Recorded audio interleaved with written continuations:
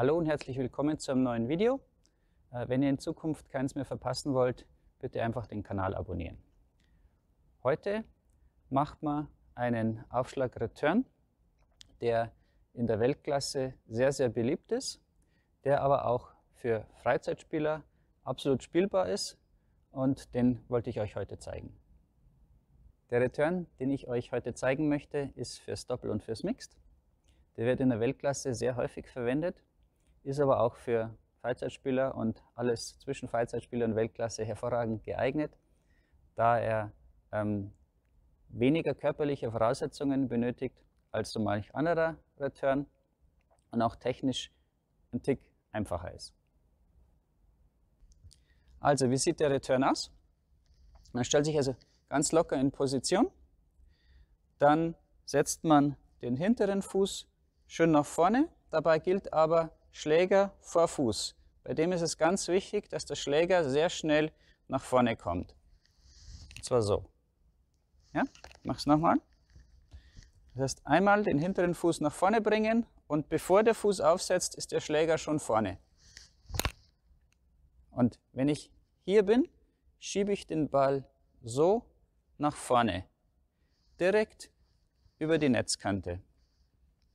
Wichtig dabei ist, ich gehe leicht hier so nach vorne unten in den Ball rein, damit der Ball dann so einen Knick macht, sobald er hinter der Netzkante ist.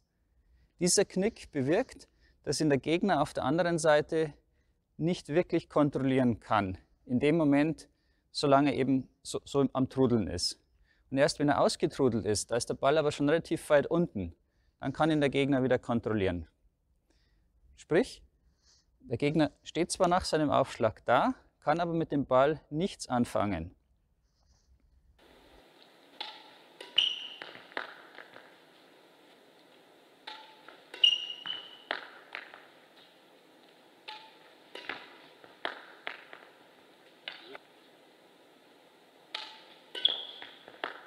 Also, wenn ich meinen Schläger hier dann nach vorne gebracht habe, in Netznähe, es muss nicht ganz vorne sein und es muss eben auch nicht über der Netzkante sein. Das ist das Schöne an diesem Return. Es reicht auch, wenn ich nicht noch einen Tick unter der Netzkante bekomme. Deswegen habe ich eben mehr Zeit.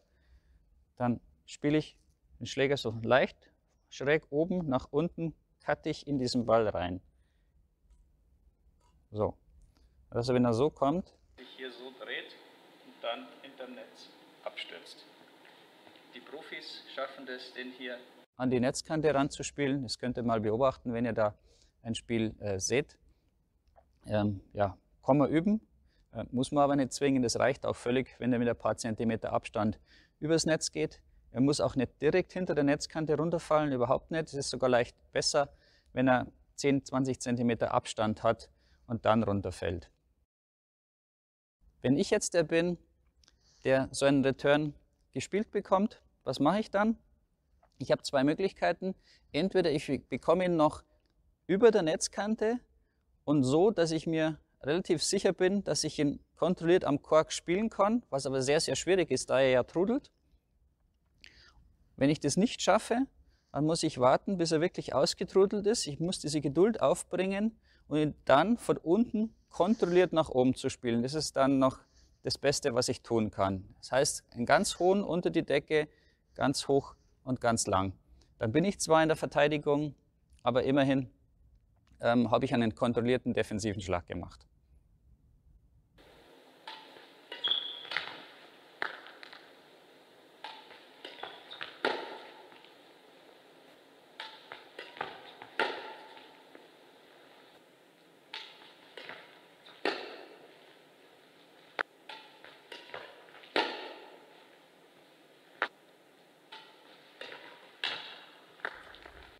Was passiert jetzt nach meinem Schlag? Wenn ich den Schlag gespielt habe, kann er entweder hoch rausgespielt werden, wie gerade gesagt, oder der Gegner versucht, ihn kurz zurückzuspielen, auch wenn das sehr schwierig ist. Vielleicht versucht das.